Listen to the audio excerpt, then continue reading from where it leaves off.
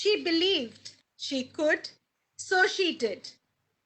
Good afternoon, and wishing you all a very happy International Women's Day.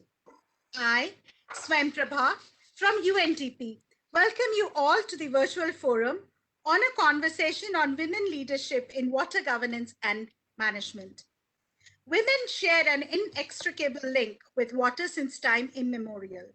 Their relationship with water reflects the culture, social, and gender differences that exist in the use, access, and management of water. Today's topic holds much significance in the context of women as key stakeholders for efficient use and management of water across various sectors. Today, we are honored to have with us very distinguished speakers, women water champions, and experts contributing to this discourse on water. It is my immense pleasure to introduce Ms. Shoko Noda, resident representative of UNDP. She is a strong advocate for gender equality and climate action, and she has served in various positions across UNDP in many countries. Prior to India, she was the UN Resident Coordinator and UNDP Resident Representative in Maldives. Dear Shoko-san, request you to please present your introductory remarks. Yes, thank you very much, Swayan. And you're always very energetic. So great to kickstart the meeting like this with your big smile.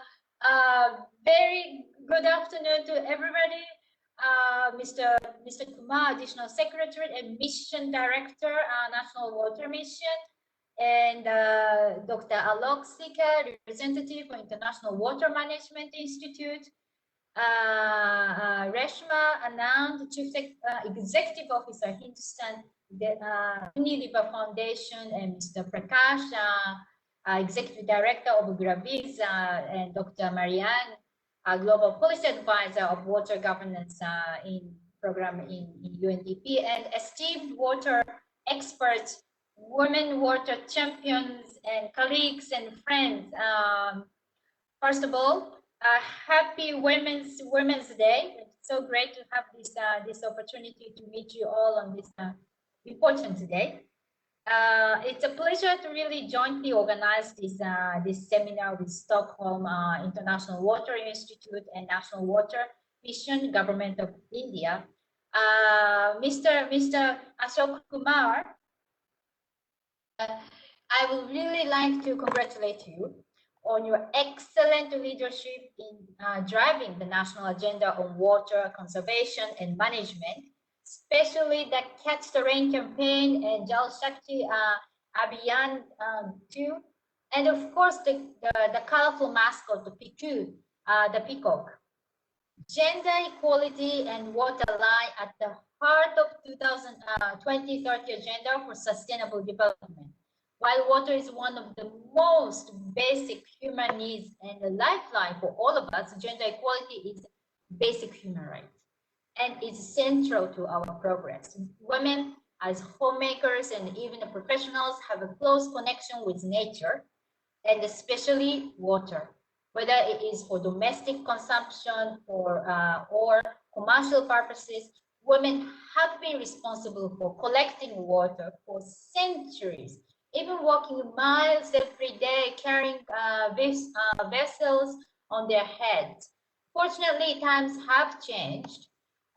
It's uplifting to see how hyped water supply is now being provided through the Jal Jeevan mission of the government and through the other local solutions driven by civil society organization and even private sector. That's great to see. It's very important to first understand the relation between women and water, acknowledge the existing inequalities, and identify the barriers and participation opportunities, and then design women inclusive programs and policies that would benefit water, ecosystems, and people. There are many examples of women being powerful catalysts for change, yet despite their valuable experiences and perspectives, still often missing from water management policy and decision-making processes. Water projects are more likely to fail, of course, if and when no women are involved. More than half of the world's small-scale farmers are women. When I go to the fields, often I see only women are working in the farmland. And without their participation in water planning, we put community food security at risk. So UNDP, in partnership with SIWI and in partnership, of course, with National Water Mission, Government of India, is working to promote women leadership in water governance and management. Many of you, as our partners in this effort, have contributed significantly in highlighting the success stories of over 40 women champions from the groups. Thank you so much for recognizing their exemplary work. Along with the National Water Mission, we will work on a suitable platform that will help to amplify your voices and encourage more women to follow in their footsteps. And another significant activity has been to review and collate 36 gender responsive toolkits and make these available on one platform for further dissemination. This repository of information will enable stakeholders to adopt and adapt some of these tools towards gender mainstreaming with the sphere of work, from sensitization to designing programming. Water has assumed even greater significance now pandemic and post-pandemic scenarios. We all need to work together to promote integrated water management practices that have people, especially women, at the center. So I look very much forward to the very enlightening discussion today on International Women's Day on how we can enhance the participation of women as decision makers to achieve the shared goals of sustainable water management and development. So once again, thank you very much, and I look forward to the discussions. Back to you, Swayan. Thank you, Shoko-san, for your insights and for championing the cause of women empowerment in all spheres of activities. Thank you so much. It is my immense pleasure and honor to introduce Mr. G. Ashok Kumar, Additional Secretary and Mission Director, the National Water Mission, Government of India. Of course, Sir needs no introduction. He has been leading the water talks, the water tech talks, and he has been so much instrumental in running the successful campaigns on Catch the Rain, the Jal Shakti Abhiyan. So, sir, over to you, please, requesting you to deliver the opening remarks. Thank you.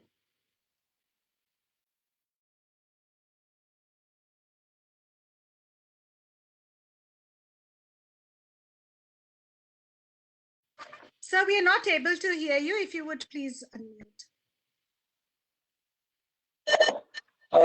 Very good afternoon to all of you, and greetings to all the women who are in this program for the International Women's Day today. I congratulate the Water Governance Facility of UNDP and Professor Shoko Nuru and her team, and the Swedish International Water Institute team, and of course National Water Mission team for organizing this program, bring focus on the water management issues and gender. As you all are aware, the World International Women's Day started globally in 1975, though it was going on since 1911 in many countries. But after that, 1975, when it was accepted as a global platform to address the issues related to women, whether it's national, ethnic, linguistic, cultural, economic, political, everything, encompassing the entire gamut of issues where women were being deprived of their rightful place in the world. This has come a long way, and now this in 2015, when the countries adopted the 2030 Agenda for Sustainable Development Goals, as was mentioned, this Goal 5, it is very clearly mentioned that we should strive to achieve gender equality and empower women, all women and girls. It's very, very clearly marked out in one of the goals. And though it is cross-cutting into about 17 of the SDGs and in 45 of the targets and 54 indicators of the SDGs. So actually, women cuts across all the goals of SDG, and we are in particularly India. I'm very happy to say in many cases we are in a right path to achieve those things. This year's International Women's Day challenge is choose to challenge, very significant because there are many things to be challenged, and women are empowered these days to challenge them. So I definitely look upon women to challenge the patriarchy and also the chiefdom held in particularly water segment by the men folk. But I salute all the women who has been one of the major forces in the country and also have been forefront in fighting COVID in many places. Many nurses and health professionals who are mainly women, ASHA workers and the Anganwadi workers who have been in forefront in fighting the disease, very, very selflessly devoting themselves to the cause of healthcare for millions of people in the country. And very, very significantly, India is one country which should have had a tremendous problem, catastrophe, but saved because of the tremendous dedication and service made by the health workers, particularly led by the women nurses and the ASHA workers and the women doctors. I thank and congratulate all of them for their tremendous effort there. And of course, water and women, as was mentioned by earlier speaker, there is a tremendous connect between water and women. And I find also there's a lot of similarity between water and women. See, water and women are very essential for life because without them, no life exists. They are the provider of life in the world. But life and water, life originated in water, and life also always originated in women. So there are a lot of similarities. And the other aspect is they, if you very, very metaphorically speaking, they take the shape of the pot they are in. So it's so much a flexible attitude of women. They are being pummeled into one particular setup in the house, and they get married and go to another house. They have to really rearrange ourselves, and it is always the women who have to change according to the situation. This is exactly like water. When whichever vessel we contain, the water takes that shape. So women also probably have to undergo that change. And the most important thing is their value is understood in the absence only. Somebody has rightly said, you know the value of water only when the well dries up. Similarly, it's the same. When women are taken granted for granted, they are supposed to provide you food, they are supposed to take care of your health, they are taking care of everything of the family. But then you are not valued for that. That's unfortunately the same with water also. And again, very interesting connector water. They are probably the universal solvent, and they absorb all the dirt in the society. Water is being put or made. All the dirt in the cities are pumped into the rivers, and the water is a universal solvent. Similarly, many of the ills of societies are put onto the women, and they very, very cheerfully accept them and without changing. So now that's where we have to choose to challenge. Women should choose to challenge dumping of it. It is happening in water. Actually, in many other places, because of the awareness which has come up in Namami Ganga and other things, we have people fighting against polluting the river. So it is high time women also choose to fight and say that we cannot be polluted. We have to be probably respected more. So that's the connect I found between water and women. And India, one of the biggest problems, though the water, if you look at the water usage of India, it is 85% or 95%, 90% of water is used in agriculture sector, probably dominated by men, decisions made by men, where women workers are there. But all these irrigation related decisions are taken by men. The Panchayat, the Pani Water Use Associations are being held by men. The positions in the societies are held by men. They decide on the sharing of water, all these things, very hardcore massive patriarchal society where everything is decided by men, and the women actually work in the field and they have to have a tremendous problem in water.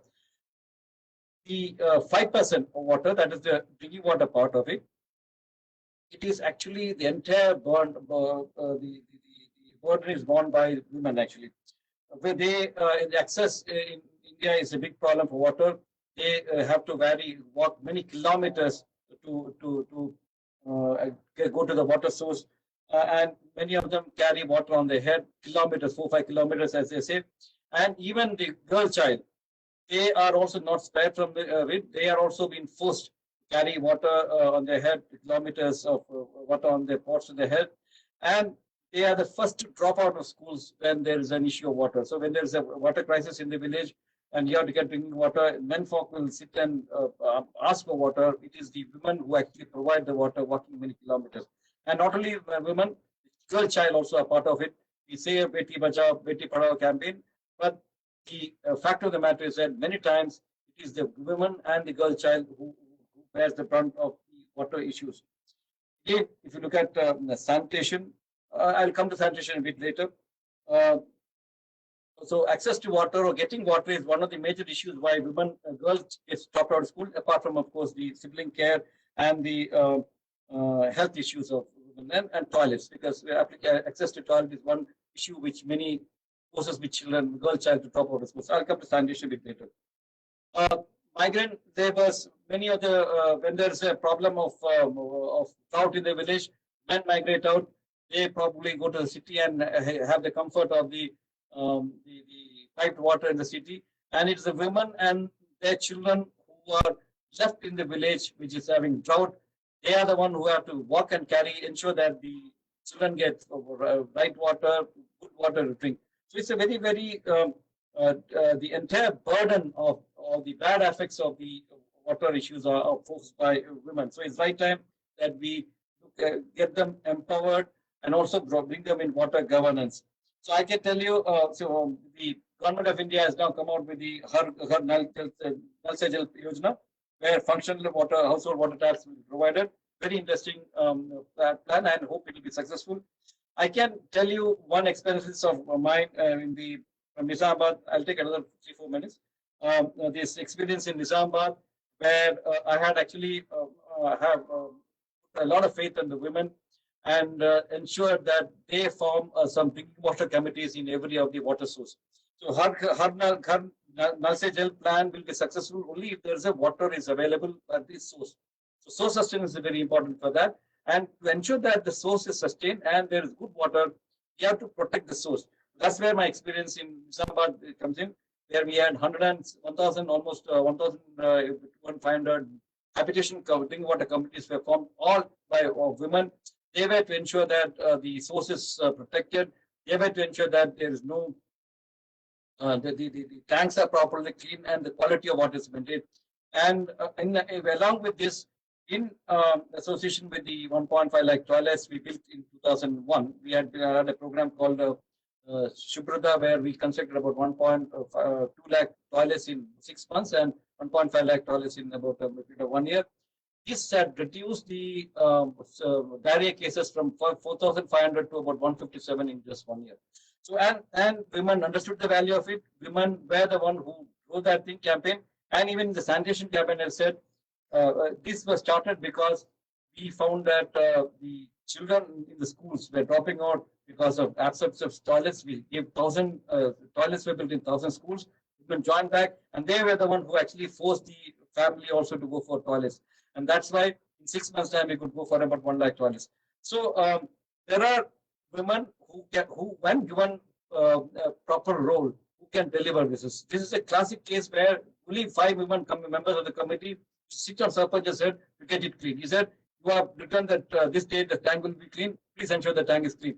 We are not going to look at the accounts, but you ensure the tank is clean. That ensures good quality water, because they are the one who wants the burden of the disease in the family also. If the water is one of the major sources of diseases, and all the burden falls on them to take care of the children and the sick ones. So water and women is very important. Access to clean water is very important. And that's where, if the person who is affected most is given the governance, probably they'll take it much better, rather than a person who is not affected at all. governing it for the sake of a position. They will not understand the value of it. It will be women who manages, if the manages women who manages drinking water sources, probably will ensure that it's clean water, and also they share it.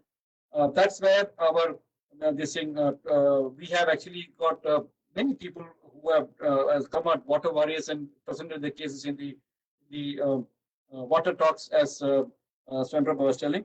So we have come out with this campaign called Catch the Rain, Where It Falls, When It Falls. It's basically a decentralized campaign. Again, probably talking in a feminine and gender issue here. This is a very feminine campaign, I would say. It is a decentralized storage of water, which can actually bring in vegetation, improve the water table, soil moisture, and make water absorb in the entire countryside, and make water available for everybody, rather than a very masculine structure of a huge dam constructed and water stored somewhere, and then engineering and creating problem for submergence and then people who have been displaced and all this. So I would say it's a masculine problem, but this can be solved by this Catch the Rain campaign, which will be very effective and decentralized store of water. And probably this can help them in also looking at what we say as Tanker Mukta Bharat, because water tankers are again a problem for women. They are the one who has to fight, and when the water tank comes in, they are the one who has to bear the brunt. So Catch the Rain campaign can be a big solution for it. The last point I would say is about education. So if governance is important, they also should have education for that. There should be water literacy, how to address, need not be having engineering issues, but common sense and water issues has to be there. I can ensure that women, if we can actually give them good water literacy, there are many water Sahelis here. There are some water warriors are here who have been felicitated. So this women, if can be given education and also may understand the value of water, they will be able to govern the water better. So I would say that I strongly pitch for having more, I don't say reservation, but they should get their rightful place in the water governance. And if you look at it, water governance is in a very nascent state. So this is the time probably you can go in rather than fighting and displacing somebody. This is a time when you can position yourself and get your appropriate share in the water governance. So I once again congratulate the organizers of this webinar and trying to focus on this issue of the water governance, and hope that as we have proposed in the water policy, gender will be addressed, gender issues will be addressed, and the topic for the writer for this today's webinar said that hidden gender dynamics is really hidden. You have brought it out. You will bring it out in these seminars. Let us make it loud to the public that there are many issues with the women in the water sector. They have to be addressed. Then only we can have a very nice quality of life in this world. Thanks a lot once again for having me speaking in this occasion. Thank you. Thank you, sir. Thank you indeed for your insights into the water work that's happening under your leadership. And it's very reassuring to hear from you that gender and gender mainstreaming will be a part of the policy that is under review and would come up. We are extremely grateful to you. And yes, women do make good managers, and surely they can lead and be the catalysts of change. And thank you so much, Shoko. Thank you so much, sir. And we move to the next session, which is the panel discussion. And as you would know, UNDP, CV, the National Water Mission, and many of these organizations are already working in the sphere of water conservation, management, and governance. And today, there are a couple of questions that have actually been coming up. This webinar would try and attempt to address some of them in this given time. So today's seminar brings to you some of these hidden gender dynamics that Sir just referred to in the water governance and management sector from national and international perspectives. The experts will discuss the challenges, the barriers, the opportunities, and we would also be listening to two women water champions with us here, and who would be talking about their journey. So the webinar will explore the deep-rooted questions of what role can women play and to improve the water governance and sustainability of the water resources. We would also look at what would be the ways and means through which skills can be enhanced so that women can take part and participate and lead discussions, be part of the decision-making process, and also influence in their sphere, as Dr. Ashok Kumar just said. And also, how do we bring them to the forefront to be good managers? The another potential thing that we will be talking about is what are the potential pathways through which we can all partner together and take this whole water stewardship together, where women are equal, if not more, voices in this whole decision-making process. With this, I would like to introduce you Alok Sikka. Dr. Alok Sikka is with IMI, and he is the India representative. Prior to joining IMI, he served in leadership roles at ICAR, National Rainfed Area Authority, the Planning Commission, the erstwhile Planning Commission, the National Institute of Hydrology. He has a rich and diverse experience of over 38 years in research, institutional and policy issues, teaching, training, extension and consultancies in diverse areas of water sector. He holds a PhD in civil and environmental engineering with specialization in hydrology and water resources engineering. He has numerous publications and is a recipient of many national awards, including the National Fellow of National Academy of Agricultural Sciences. I would also take this opportunity and invite our women water champions, Naktu Devi. Naktu Devi has been working with Gravis, and she is from the tribal community living in the remote Bhojo Ki Bap village in Jodhpur district of Rajasthan. She has she has made long strides in addressing the water shortages in her drought-prone area of the village. I will leave it at that for her introduction so that she can share more on her journey as we are talking through this session. Another women water champion who joins us with the organization PANI and has been working also with the Hindustan Unilever Foundation. Neetu hails from Nagar district of Uttar Pradesh, which is a flood-prone region in eastern Uttar Pradesh. Since her childhood, she has witnessed dry ponds and wells, declining groundwater levels, and use of water-intensive agricultural techniques in her village. She also has started mentoring women professionals in other panchayats and has broken gender barriers and decided to join PANI, where she received extensive training on farming and water use practices. She convinced the farmers to adapt systemed rice intensification technique, the SRI technique basically. And we will hear her through this journey during the webinar. I would like to introduce you to our esteemed panelist, Dr. Prakash Tyagi, who is a medical doctor by profession, but has made strides in the development sector. He's the executive director of Gravis and has been leading the organization over 15 years. We will hear from him more through the session. Reshma,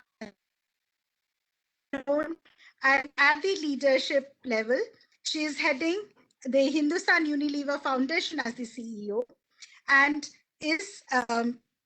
has been working with organizations, with private sector, with social issues, including work related to water.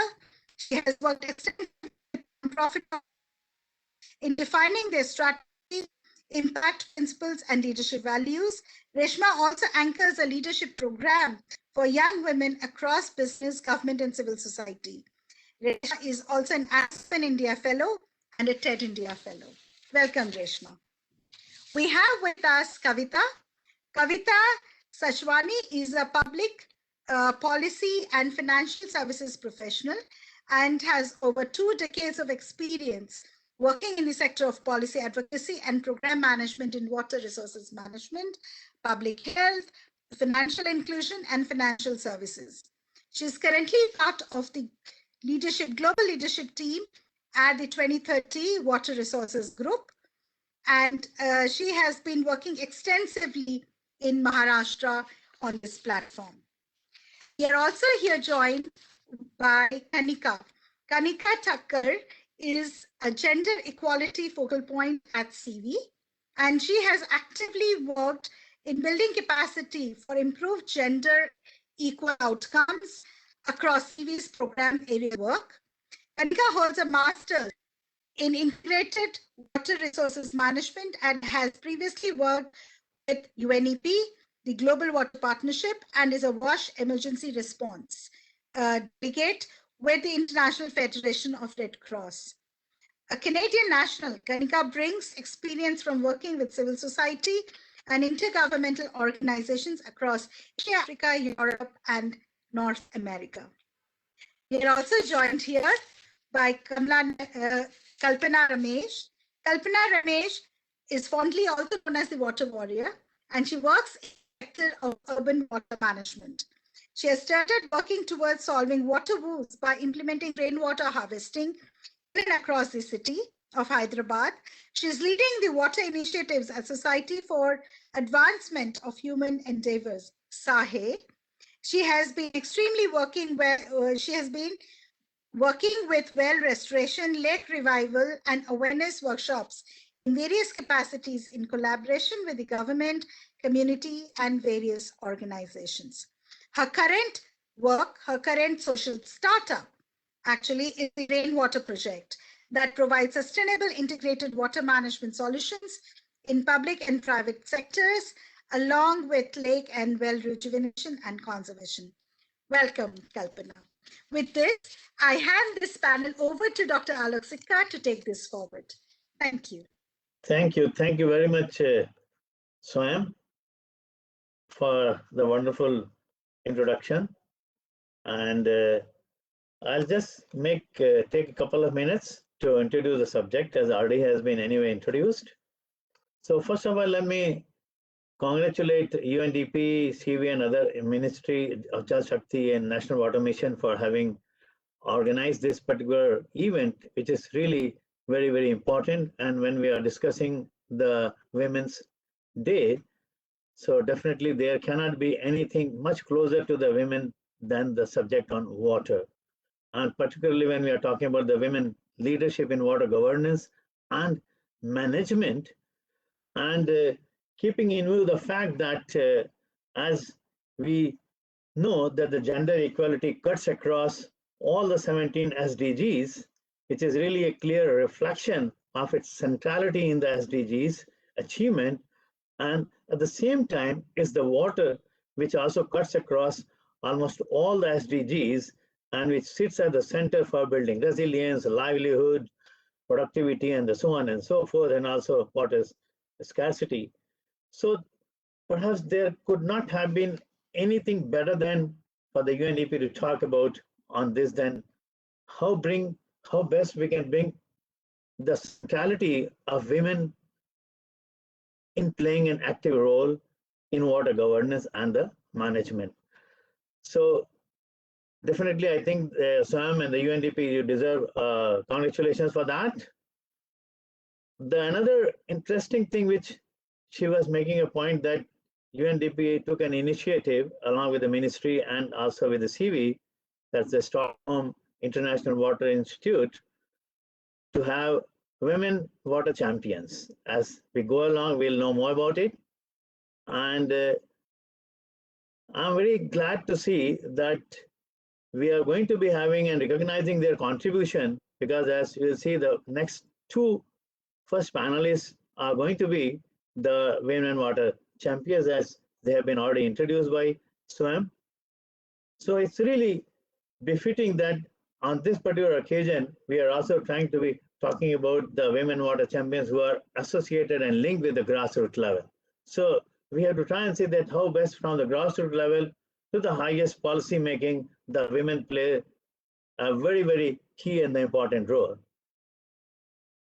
So it makes obvious the key role women must play in governing and managing water for domestic, be it wash, be it agriculture or industry, particularly so because it's the women who are disproportionately impacted by the water scarcity, because that's what we all know, and that's what even the additional secretary, Mr. Ashok Kumar, was making a point, because these are the women who face the most of the hardships because of the water and the lack of the water access and stuff like that.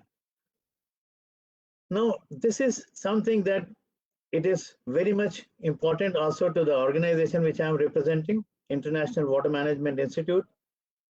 We at the IMI, the gender equality and inclusion are central to IMI's strategic programs. We in fact even have a program exclusively and a group working on this gender and water related issues.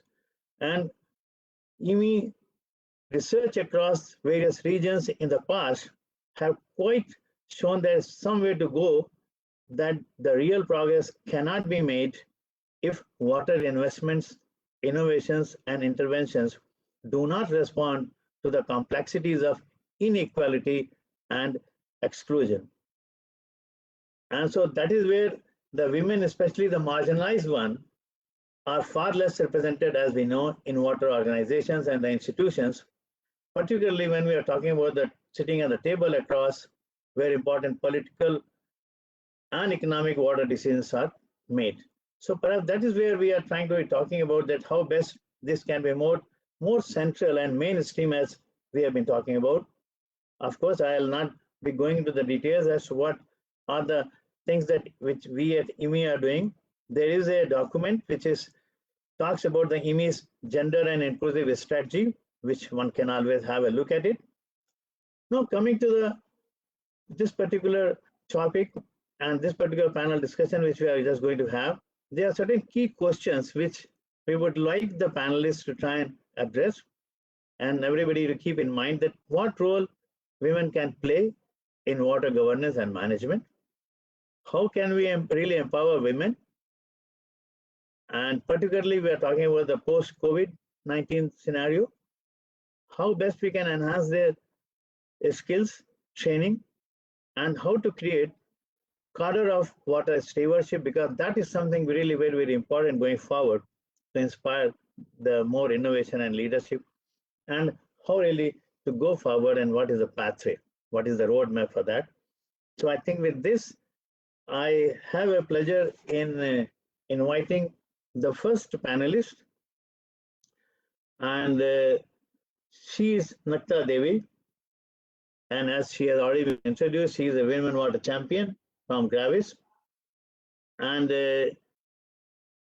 we are going to be asking her that how did she get connected with water conservation and management, and how her journey has been over the past few years. So please excuse me because I'll have to talk to her in Hindi. So नक्ता जी, आपका स्वागत है. आप अपना video on कर दें और audio video दोनों on कर दें.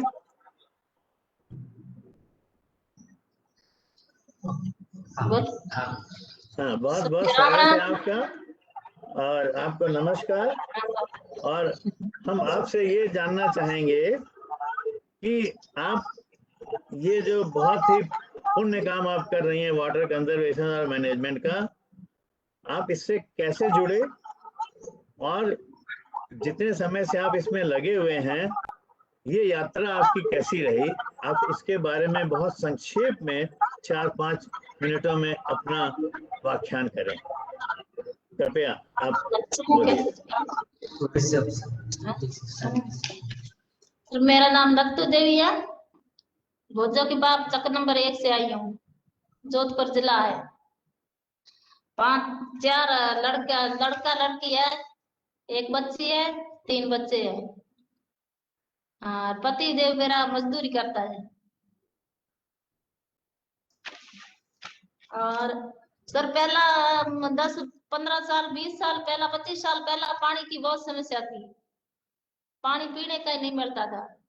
तालाब के पास 3 किलोमीटर 4 किलोमीटर दूरी जाके पानी लाना पड़ता था और पानी लाते लाते दिन पूरा ही लग जाता था. फिर पानी के बीच वो टाइम था खत्म हो जाता। सर नहाने धोने का तो टाइम ही नहीं।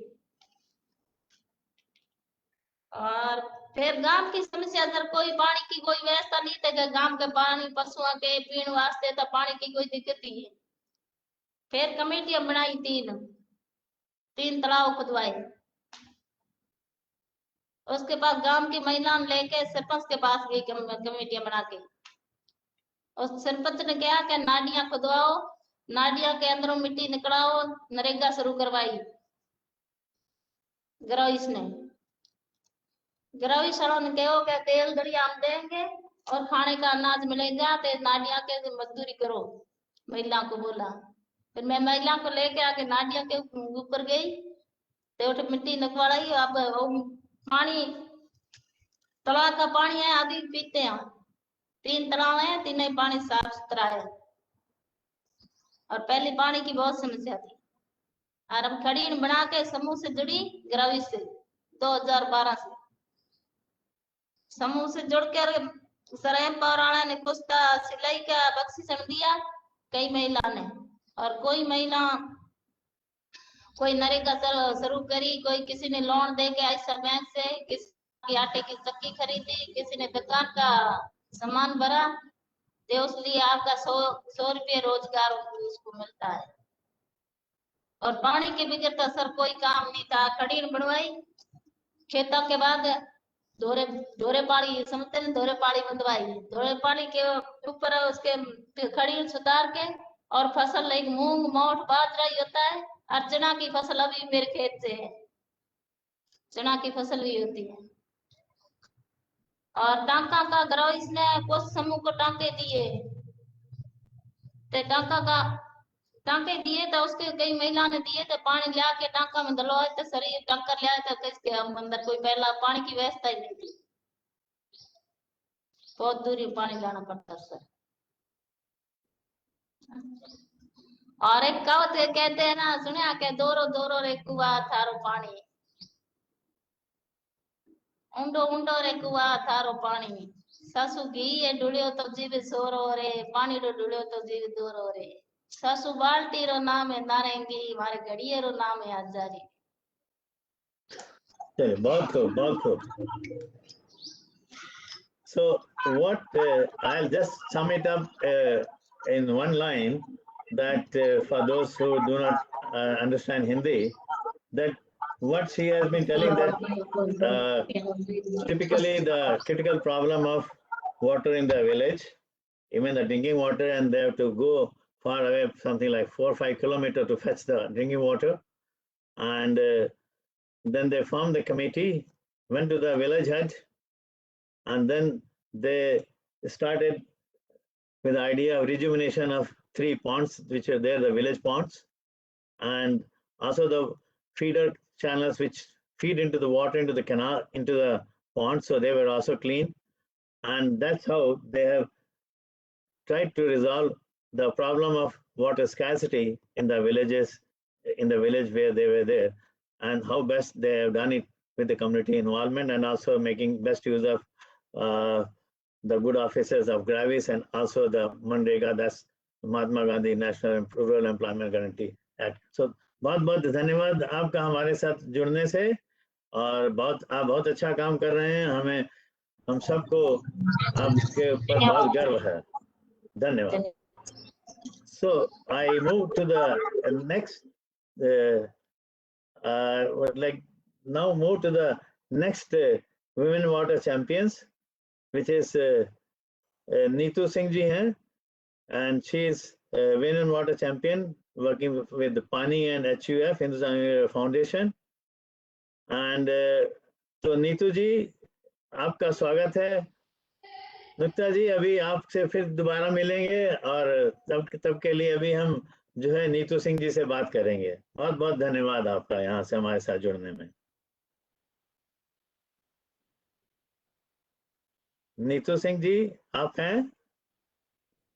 जी सर, नमस्ते सर। हाँ, आप अपना वीडियो और ऑडियो ऑन कर लें। हाँ जी सर, ऑन कर लिए।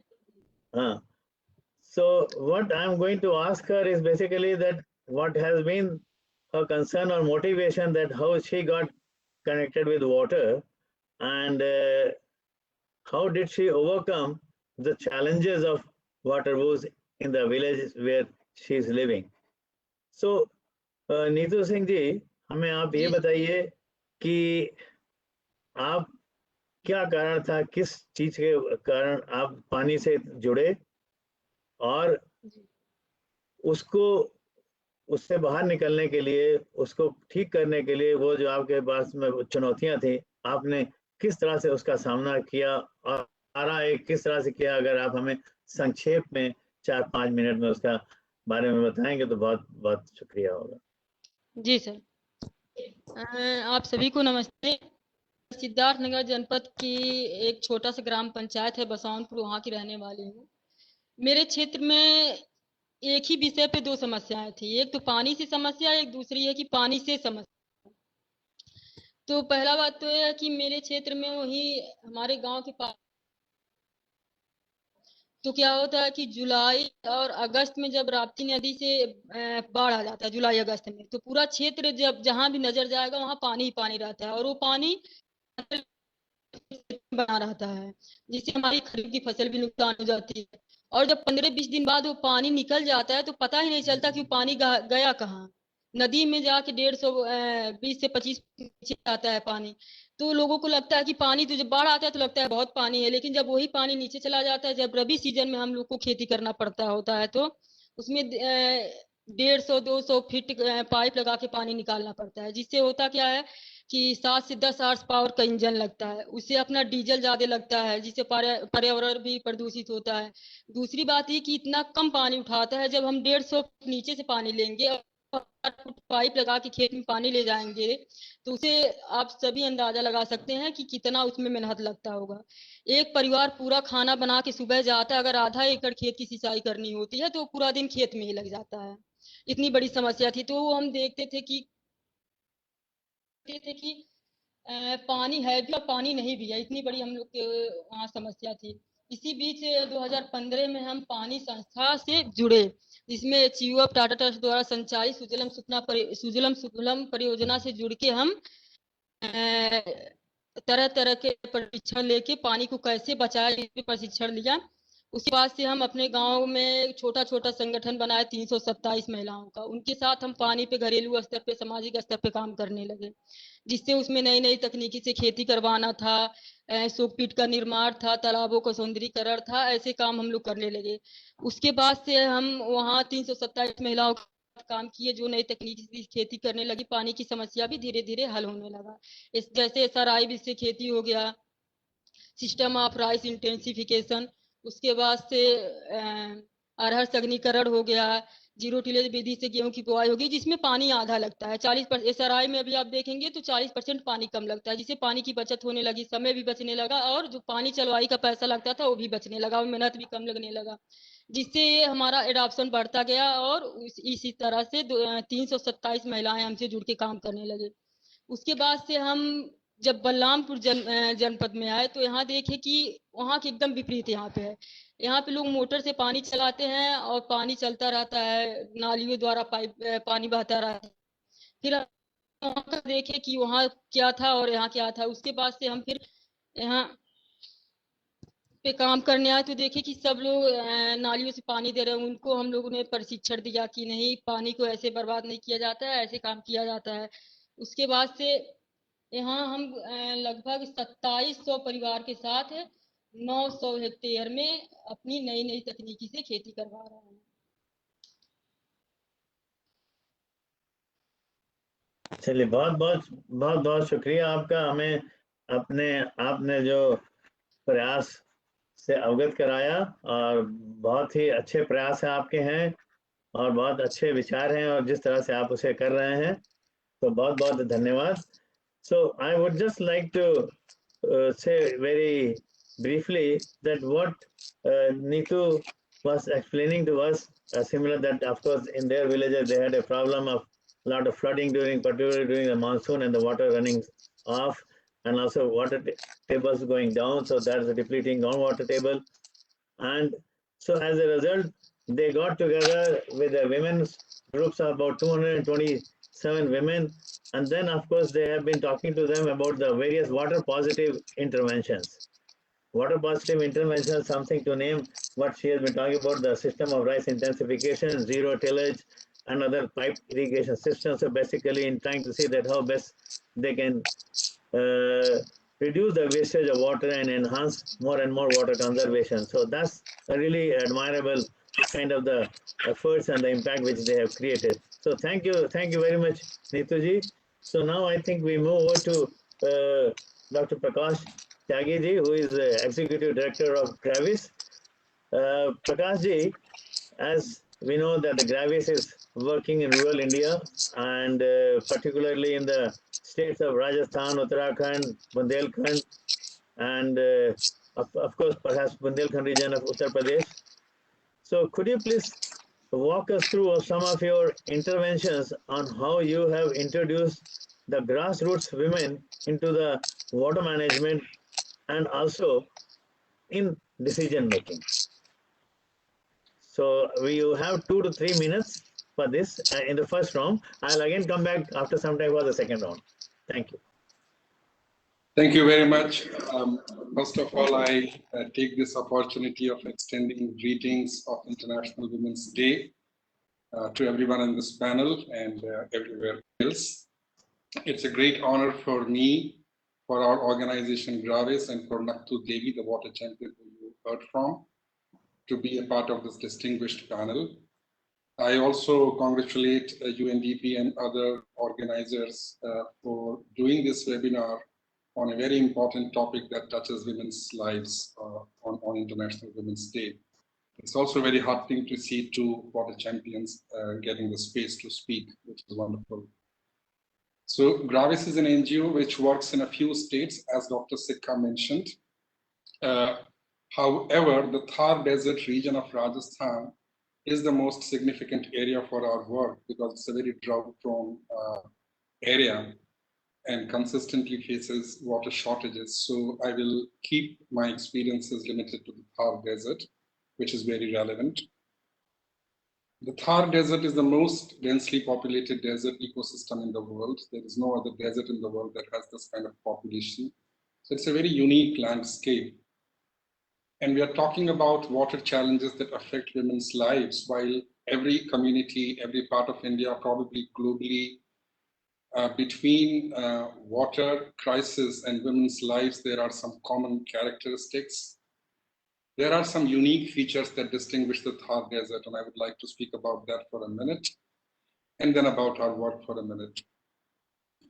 So firstly, the water fetching drudgery that we keep hearing about is very brutal in the Thar Desert.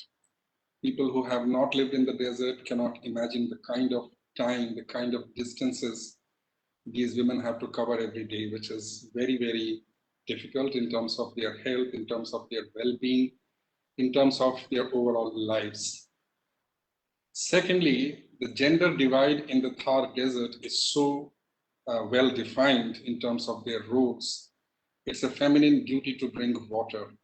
So you would sometimes see a perfectly healthy 10-year-old boy depending on a 70-year-old grandmother who's fragile for water to be brought. Such is the situation. And two most important biological needs that water fulfills, nutrition and sanitation. Women oftentimes have to compromise their own needs so that the needs of other family members are met. So that's the kind of gender injustice. And a third unique feature that often gets ignored is women's roles in agriculture. They play very significant roles in terms of giving their time. The misery does not get over for a woman in a day by bringing water for drinking and domestic needs. They also have to contribute to the farms, to agricultural practices, which often goes very, very unattended. So Gravis works in a very holistic way with about 1.5 million people living in rural areas. We have a very integrated water management program in which we do a number of activities. And there are 4 key elements that we keep in our activities and our programs to ensure that women and girls are very active partners. The first element is that when we create physical assets or water harvesting structures, drinking water tanks or farming dikes, we always ensure that there is ownership of women. When these structures are created for a household, a nameplate is provided to that structure, and that is always in the name of the woman of the family. That's very symbolic. That's a step towards empowerment and confidence building. A second element of our work is that we promote women's membership in communities-based organizations that we have been creating and training. That then leads to women's participations in panchayats as well. Not only membership, but meaningful participation so that they become active contributors to community level discussions on water and other developmental issues. The third element that we bring in our work is that training and capacity building interventions happen all the time by us, by a lot of other organizations. And oftentimes we see that men attend the trainings and they carry the knowledge to their homes to distribute to others, which may not be the right approach. So we want to make sure that both men and women are equally attending, participating in training and capacity building activities. And last element, fourth element, is that our water management program has been very critically looking at girls' education. By creating water harvesting structures in the communities, we are facilitating more girls to attend the schools. I'll take a pause here and we'll come back for. Thank you very much, Dr. Tyagi. And we'll again come back to you with the next question. The next question that we would like to have, maybe what I'll do is that I'll come back to you again after coming on to rest of them, so that's why we can rotate it. Next, may I request Kavita Sachwani to please. Kavita ji? Dr. Sikka. Yes, sir. Can you hear me? Yes. Yeah, sure. So Kavita ji, as we know that at the World Bank, at the WRG, you are definitely trying and working very hard to mainstream the gender into the programs, policies, and the designs of water programs and implementation. So how do you think that, how you try and look into this, the main concerns and the issues, and how you are trying to really do this thing? Sure. Good afternoon, Dr. Sikka, Ashok Kumar ji, Shoko-san, Swayam, Marianne, Panchali, the team from UNDP, CV, and the National Water Mission, my co-panelists. Thank you for curating this very important discussion and for having me as part of the panel to commemorate Women's Day and our women farmers and the work that we're doing to mainstream gender in water and agriculture. 2030 Water Resources Group, Dr. Sikka, is a lighthouse project of the World Economic Forum, as you would be aware, which is where we were conceived. And we are currently part of the World Bank's Water Global Practice. We are present in 11 countries, including India, where we work on a multi-stakeholder platform, private sector, with civil society organizations to transform water-intensive value chains in agriculture, circular water economy, and long-term resilience in the water sector. In our Maharashtra multi-stakeholder platform, we also have mainstreaming gender in agriculture as one of our cross-cutting work streams. And a lot has been spoken about the significance and relevance of how we can leverage the power of this 100 million strong force of women farmers. We had also published a report on gender and water in agriculture in collaboration with the UNDP and the government of Maharashtra, which chronicles business cases for mainstreaming gender by demonstrating economic empowerment through entrepreneurship for rural women in water, agriculture, and allied sectors. But I think it is time we work on how we can institutionalize this. And the way we are trying to do this in our MSPs, for example, is embed this in our existing work streams with the support of our partners and members. And I'll share a couple of examples. So one is under our work stream on increasing command area water productivity, where one of our partners, ITC Limited, is working in close to 250,000 hectares in districts in Maharashtra through something we call the PPCP model, which is a public-private civil society, which combines on-farm interventions, on-farm water use efficiency interventions, and market links. So ITC is working in these districts through their mission Sunehra Kal on capacity building of women farmers on entrepreneurship development. And they have established farmer field schools exclusively for women farmers, and they've covered in the last, I would say, 8 months or so, about 2,000 women farmers. And they're supporting several women SHGs with financial support to establish custom hiring centers, and have trained several SHGs, and Krishi Sakhis is what they're called in Maharashtra, under the Maharashtra State Rural Livelihoods Mission, as master trainers in agriculture and entrepreneurship development, water efficient practices, and climate smart interventions. In fact, 3 of our women farmers from the PPCP project Water Resource Department have received the by UNDP-CV for their efforts to train fellow SHG members on water management and conservation techniques, use of drip irrigation, and how it has helped save millions of liters of water.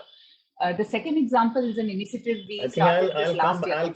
I'll come back to you in my next question about specific examples from Maharashtra. Sure, Dr. Sikka. All right. So thank you very much, and I'll come back to you. Let me at this stage just have the views of organized Swam. Swam, can you tell me that I go with this asking first question in first round and I come back for the second round, or you want me to ask them together? No, I think you can do one round, because then everybody gets to speak and share. And also, Dr. Sikka, we can also request our participants, the attendees, to also post their questions to the speakers in the chat box, which we can finish the presentation. Okay, so anyway, you have already said, so I think, well, I thought it was, so all the participants who was August gathering who are there with us remotely joined, we would definitely be requesting them to put their questions in the Q&A on the chat box, and then we will have a 15 minutes exclusively for the discussion after all the panelists have spoken. So thanks for that. So, and I next request Reshma Anand, who is the Chief Executive Officer of Hindustan Unilever Foundation. So, Reshma ji, can we have you? I'm here, Dr. Sikka. Hello. Yes, so Reshma ji, as we all know that HUF is really doing a wonderful job, and HUF has been actively supporting initiatives in water and agriculture for quite some time. I think for last over 10 years or so. So can you please share some of the details on what you have been doing in terms of the water for public goods programs, and how the women farmers or the women particularly are becoming an integral part of these programs? Sure. So I'm actually just going to talk about what happened to us after our first 10 years, which was last year. I think, hindsight is something that you only have after you meet, I wouldn't say, errors, but more in terms of, oversights. And I think that we realized a couple of things. One is, of course, there is a large presence of women in agriculture. But what we also discovered was that nearly a third of Panchayat members happen to be women. About nearly 50% of NREGA wages are also realized by women. It's probably the only program that has such a large participation of women in the workforce. Everybody's aware of India's abysmal, workforce participation numbers for women.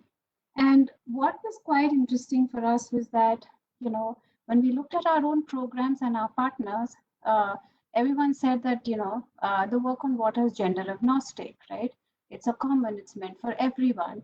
And it was quite surprising that, working with women was actually not seen as a very strategic, almost like a pivotal area, which can give, disproportionate impact to communities.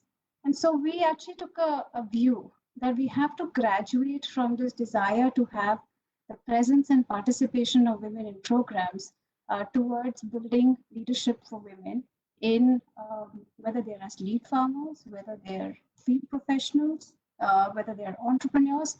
And unless and until we don't put that, support specifically in terms of, our financial support and our, commitment to doing this for the long haul, we will have the cursory, presence and participation of women in programs. And a typical way it plays out is you're in a large meeting, you have men sitting on one side, you have women sitting on the other end. largely the men hold the conversation, and as a courtesy, women are invited to speak. And we're really keen to shift that dynamic significantly for water, because not only does the burden of water fall directly on women, they're probably better equipped to manage it and share it as well. And we've seen that, in program after program. So I think for us, the entire focus is how do we now start, building this large leadership of women in agriculture.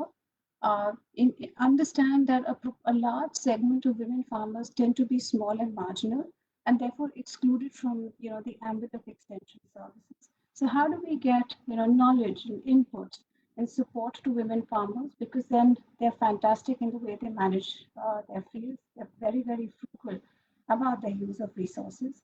If we have such a large segment of women in panchayats, how do we equip them to become, better, stronger voices for water management and governance for their communities? And how do we actually build, a rural job economy for women as they become, knowledge workers for agriculture? And these are not utopian ideas. I can say confidently, the program where Neetu comes from, 100% of our field cadre is women extension workers. Our work in Orissa, again, 90% of the field workers happen to be women. And we see this program after program that when you have women at the front and center of programs, the results are fairly dramatic. And I think to go past the case of diversity and inclusion of women when it comes to the issue of water, there's a very clear and compelling economic case to make. When we work directly with women farmers, when we work directly with women on water governance, when we work with women professionals, they make a significant contribution to their GDP, to the village GDP, to their rural GDP. And it's more than the combined outcomes of all our economic policies. So it's not trickle down, it's going to be bottom up. But we have to recognize that water can be both a source of distress, but also a source of incredible and immense economic well-being for for rural India. And I believe that a shift in perspective will bring a different lens to the way we design policy, a different lens to the way we design our programs, and a very different lens to the way funders put money. Thank you. Thank you very much, Reshmaji, for your insight. And I'll again come back to you with the next question in the second round. And meanwhile, I'll be again encouraging the participants who are the audience there with us. Please put your questions, and you may also indicate to which panelist your question is meant for, or if you feel they are the general questions, that also please let it know. So next, I may request Kanika Thakur to please come. And Kanika, as we know, she's from the Stockholm International Water Institute. And so from the global perspective, Kanika ji, could you reflect on some of the barriers women encounter in water sector? Where and what are the opportunities to include them? And what benefits women can bring to water resource management and governance, because with your rich global experience. So please, I know that you have a global experience, vast experience, but right now I'm not in a position to give you more than 3 minutes. Huh? So I'm sorry for that. So thank you. Sure, no, absolutely. Thank you very much for the question, and thanks for inviting me to be on the panel today. I think a lot of what I would reflect on would really echo a lot of what Reshmaji also just shared. And I think the biggest barrier that we see for women engaging in water management at the global level, or maybe I'll say from the local to global level, has to do with credibility. We just simply don't believe that women are as capable or even can be more capable than men. And I think we have great examples, such as our two women water champions here today, who can really demonstrate the ingenuity and the dedication that women often bring to water management. Also, studies in India itself have shown that when or in the areas where there are female-led councils, we see a 62% higher incidence of water projects coming to life and coming into play than when we see where there are male-led councils. And I think that really speaks to the different kinds of prioritization that women bring to things such as water or agriculture or other community-driven works. And so I think it's really, you know, I think we talk a lot about skills enhancement and that we have to, you know, better equip women to be filling these roles. And I would really like to push back on that a little bit and say that, you know, women are really equipped to fill these roles. In India itself, we have more than a 50% women graduation rate from science, technology, and engineering degrees. That's a lot of women who are coming out into the job market who are very well equipped to deal with water management, but we don't see them representing in the same way in the job market itself. And that speaks to, you know, it speaks to quite a number of things. And one of them might be, what is this job market looking like in terms of, we've heard already so far in this conversation about the many different roles that women have to take when it comes to domestic roles and in the workplace and in their community. And so are we overburdening women? Once women are in the workplace, what kind of environment have we set them up for? Are we actually creating an environment where they can be successful? And also, I think it's very important that we as a water community need to start to redefine what is a water manager and what does success look like. I think we have very male normative ideas in terms of who can be successful, and we really need to start challenging that and transforming the way that we do things. You know, I think at the end of the day, it really comes down to, you know, are we continuously asking women to fill a role that is not meant for them, in terms of, are we asking women to be men? And that's not what we want. What we should be doing is saying we need to change the way that we look at managers and say that both women and men bring different skills, but we all benefit when we see those skills together. And I see we have a really strong push for this in the private sector. We see a lot of large companies wanting to diversify their boards and their management because we see the benefits of women coming into the workforce and taking on leadership. And we in the development sector, and particularly from the water sector, we need to be doing the same. So I'll stop there. Thank you. So thank you. So I get a message. The fine message is that we must try and recognize what specific things women can do and what men can do, and accordingly we try and move forward. Yeah, I think it's also not necessarily that what they do different, but how they might approach the same issues in different ways, and both are valid. That we really need to embrace what women are bringing. Okay, yeah, even the approach might be different for both. So yeah, sure. Okay, so thank you very much. And the next we have Kalpana Ramesh. Kalpana ji. So Kalpana is from a rainwater project and lead water sanitation with SAHE. So Kalpana ji, as you know that you took up various initiatives on water conservation and recycling and rejuvenation of lakes, bore wells in urban space. How did you include women in your programs and activities? So because you have been working really on a very, very important key areas of rejuvenating the bore wells and the wells in the urban areas. Yeah, thank you, Dr. Sikka, and thank you for the opportunity to speak on this panel. I would say first I encouraged myself to be in this game. First, I proved myself as an individual. I mean, can I make something happen? So the whole thing my journey started off with a need to become a tanker-free home. And when we moved back from the US to Hyderabad, this is the only thing I see everywhere is people managing tankers for more than 6 months in a year. And I challenged myself, can I build a home or can I live in a home which does not need tankers? That's when the importance of rainwater harvesting, though I've heard these things, but once I made it happen in my own home and I saw the results that I could actually live even off the grid, you know, today. So that gave me the encouragement first. So first thing is I pushed myself to see if I could, you know, and then once I won on my own home ground, that's when I took this knowledge to the community that I live in. and then took it on a larger playground where I became part of SAHE, which is an NGO where I lead water initiatives for. So when I started off with my own network in my as in my clients, who I work for from my design, at my work. I started introducing rainwater harvesting. I started talking to them about, so mostly the design decisions when it comes to clients, mostly it is thankfully women that take the decisions. That's very heartening for me.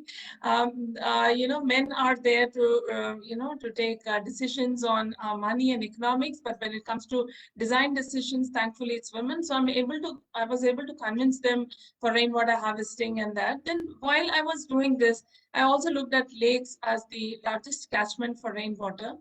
And I saw that even today, I can say there are not many people working for water. It's not about men or women.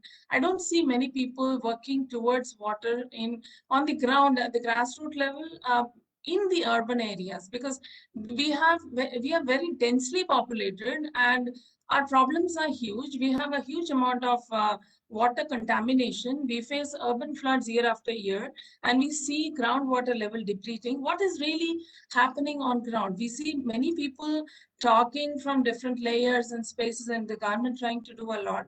Another thing I understood is government does not have the mechanisms to build behavior change in communities. So I thought I should take that role. So that's when I thought community building is very, very important, and involving women. Even today, I can say that when I work for lakes or step well rejuvenation, or when I go to community, rainwater harvesting, I only speak to men mostly, right? Because women are not in the forefront. This also sort of worries me and sort of makes me think that maybe women don't think they are equipped enough to become part of this arena. That's where I tell my own journey, right? I speak about my journey, that how I started very small with my own home, and today I'm looking at a citywide approach for water conservation. So many women, who are inspired to come forward. But I would like to tell a small story where I worked at the lake. There's this little tea shop vendor, and Jayamma. So she used to see me work at the lake, and she said, what can I do? I see you work so hard. Can I do something for you? Then where do you get the money from? And one day she just pulled out a 200 rupee note from her. Her earnings are something like 300, 400 rupees a day. But she pulled out that money and then she gave it to me, and she said, this is my contribution for the lake. And so I saw that we can inspire people in different, and also while working for the lake, I understood that I'm dealing with different strata of society, almost the entire strata, from the very high end to the slum communities, the middle class, middle income groups. So the awareness to them had to be different. And with slum communities, I had to basically solve their problems. So they come together with me to talk about water. So I sort of made street leaders. I made sure that, they conserve water in a certain way. And when there's urban floods and stuff, I'm there for them. They reach out to me. They know that, how to solve their problems in a little way. Now we're talking about, they have dengue deaths almost year after year. So how to solve that? But these women who come with me, discussing with them, and they are the champions. So what I feel today is the people from low income groups and slum communities really, really resonate with me and come along and reciprocate beautifully. I'm not saying the other women don't come along, but they don't think environment as that important to start participating. But now it's changing slowly. A lot of people are coming forward. We are pushing that, nudging that by creating a lot of awareness workshops, talking to women, and trying to create a sense of ownership. See, women manage water in anybody's home. You just ask them, what time do you get this water, and that then they know how to manage this, and definitely they can manage in their communities and elsewhere too. So we just have to empower, encourage, and bring them forward, and I think we can make them happen. But I have seen women coming forward from different strata today and stand up with me for various rejuvenation work that we are doing. But empowering them and awareness, even in the very high-end society, I think is very, very important. And most women don't come forward because they're not decision makers. Like they cannot take a decision on can we make a rainwater harvesting pit in a community. It's a decision where most men are involved. I think that scenario has to change a bit, but more with education, empowerment, and awareness. Okay, thank you very much, Kalpana ji, and we'll come back to you again.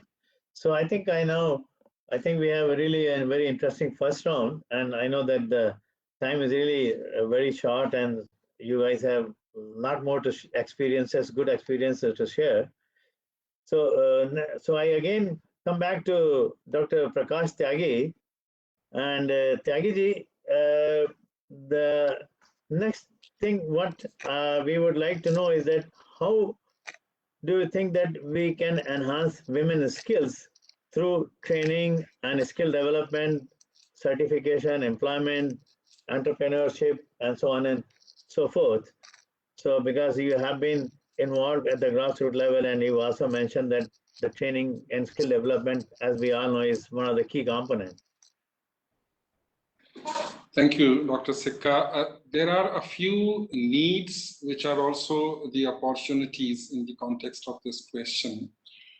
The first one would be, we all know that with all the programs that the government is taking up, the NGOs are active, the CSR organizations are working.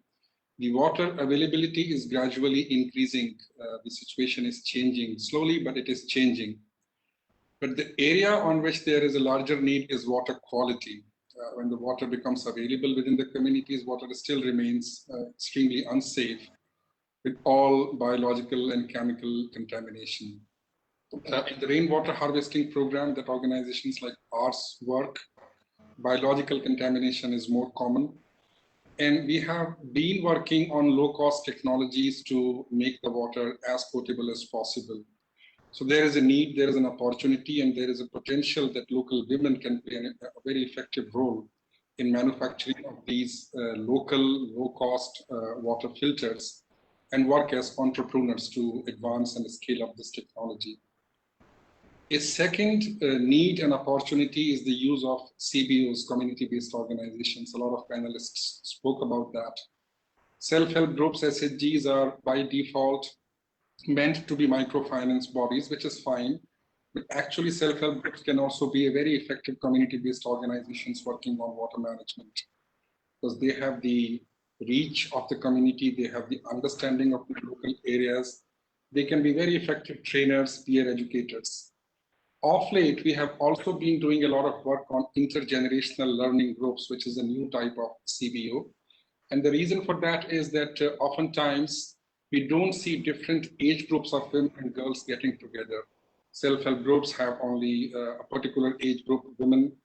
And when older women, younger women and girls come together in ILGs that we talk about, there is a more meaningful exchange of knowledge and of ideas.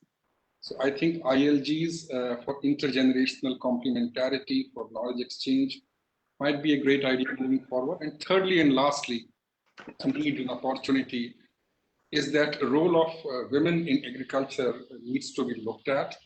And there has to be a thinking about designing training curriculum, training activities that would enhance their capacities, because they are often not trained. They work in the conditions that they are in, and their contributions go unutilized. Thank you. Okay, thank you very much, Dr. Tyagi, and yeah, for really making a very wonderful point about the intergenerational working group and the learning from there. Yeah, that's perhaps pretty much need of the hour. And as we go back, come back and into the discussion, maybe there might be certain more questions. And I would also request all the panelists to know there has been some flow of the questions in the chat box, and so kindly keep having a look at it, and you see whatever really you feel more comfortable with and answering. Please look into that as we come back to the discussion part. That would help us all into moving forward with those question hour sessions. So the next, I would again request Kavita ji to. Yes, Dr. Sikka. Yeah, you were talking about the WRG 2030 working, as Yeah. we know that, I know that you guys are working very closely in Maharashtra with the Maharashtra water sector. And so do you also see a gender and a women focused approach in the policy sector, and how is the WRG 2030 building that narrative in the state for inclusion of women across the project? Because particularly the women inclusion and empowerment in the policy sector, where rarely it matters to take a policy decision, that's still pretty much lacking. So could you Absolutely. share your views of the WRG 2030? Sure. Sure, Dr. Sikka. So as I said, mainstreaming gender is a cross-cutting theme in our Maharashtra Water Multi-Stakeholder Platform, which cuts across all our work in the state in agri-water and wastewater reuse and management. And this was based on a directive of the steering board of the Maharashtra Water Multi-Stakeholder Platform on including gender in agriculture through inclusive interventions of water stewardship and sustainable development. I will share a small but very significant policy intervention we are working on as part of our focus on wastewater reuse and management. So the government of Maharashtra has a policy that makes municipalities responsible for recycling wastewater and reusing treated wastewater for industrial use and other non-potable purposes. And we are currently working with the Urban Development Department along with the Department of Agriculture, the Water Resources Department, and Maharashtra also has a water regulator, the Maharashtra Water Resources Authority, on an extension focused specifically for agriculture applications as part of the same policy. Now, as part of this extension, registered water user associations, individual farmers, FPOs, and PPP projects can be identified as beneficiaries of treated wastewater for reuse in agriculture. While selecting the beneficiary, it has also been proposed that priority be given to applicant SHGs comprising at least 50% women members. So this is a small policy intervention we are attempting. In parallel, we are also working on a prototype to demonstrate this, and the group has about 30% women participation. Initially they were not sure as to how and what they need to do to reuse treated wastewater, but when we explained the benefits of reusing treated wastewater, they were so excited and even willing to pay for the cost of the water and electricity to pump the water, and they became propagators of it. So we need to drive these things, need to institutionalize them. It obviously needs behavioral change and receptiveness, but that's, I think, the only thing that will make them adopt agriculture by choice and not agriculture by chance. Another policy area, in our opinion, that needs attention is understanding the links between customary or age-old laws around land ownership and water governance. Ownership of land has been predominantly male-dominated, and without a secure land tenure, women many times face hurdles in obtaining membership in WUAs, access to schemes and crop insurance, access to credit. So we need reforms in this area if we want to replace, the patriarchy for a better system. These are just small examples.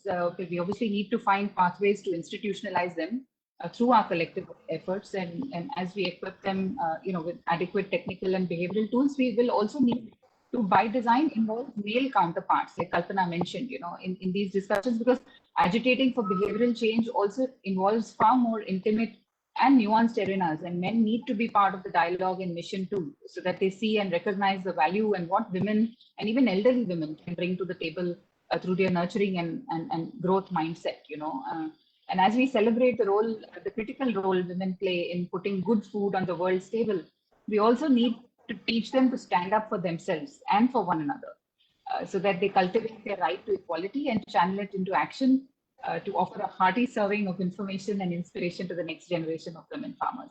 I'll stop there. Thank you. Thanks very much for your insights. And as we move forward, we'll again see how best we can come back to you during the open discussion. Sure.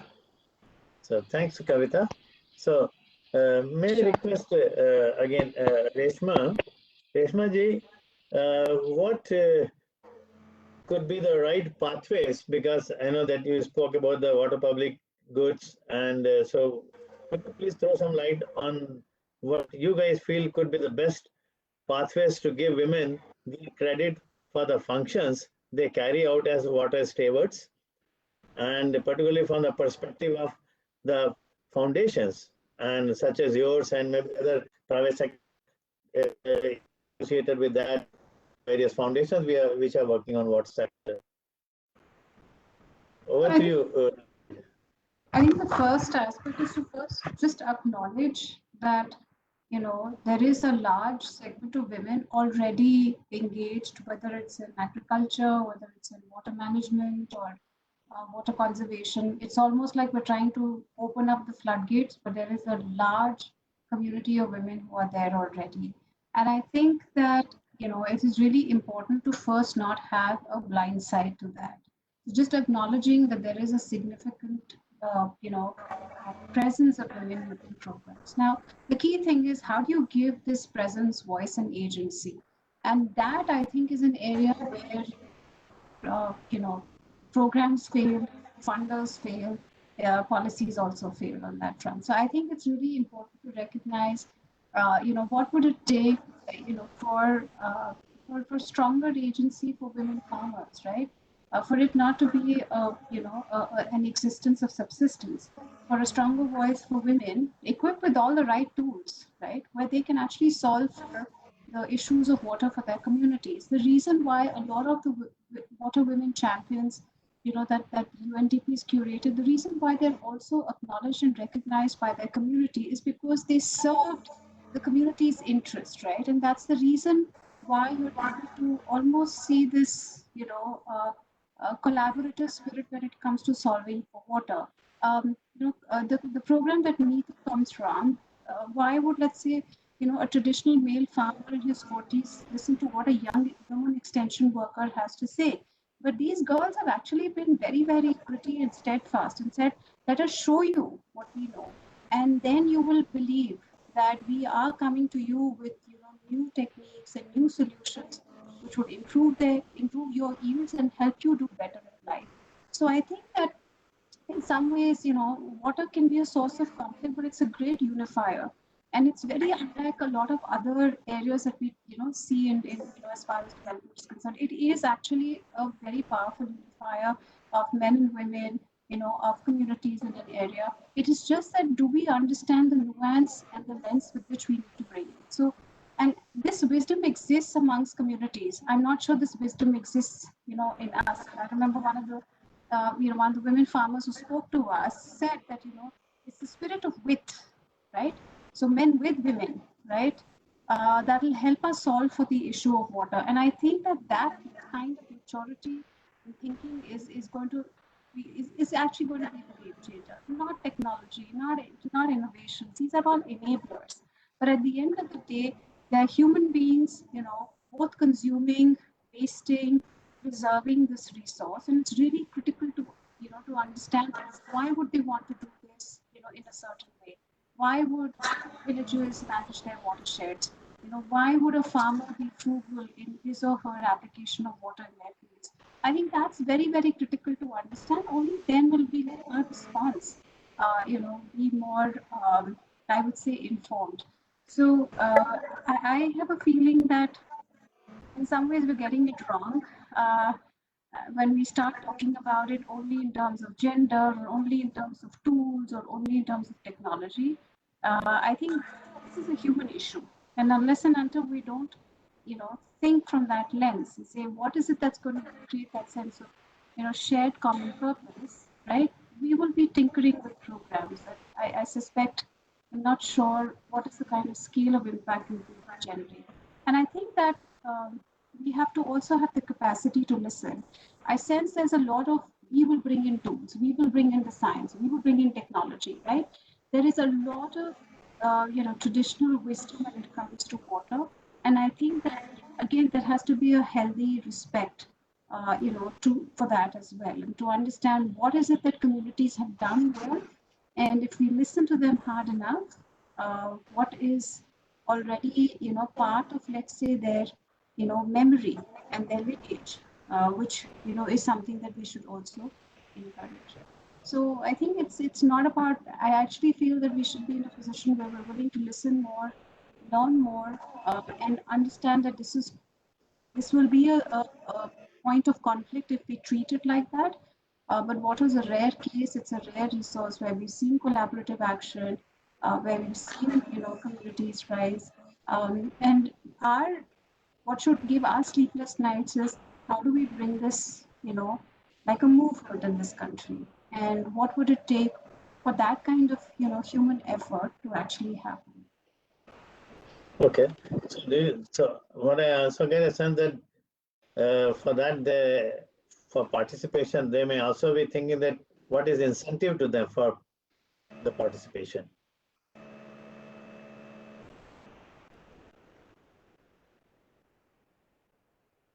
What is integral to your life and to your livelihood, right? So I think that, that's just, it's not something where you have to, give incentives, so to speak. I think that if a farmer, understands that by doing, a couple of things that are, let's say, an extension worker is advising him or her, the soil will be healthier, their produce will be better, they will do it, right?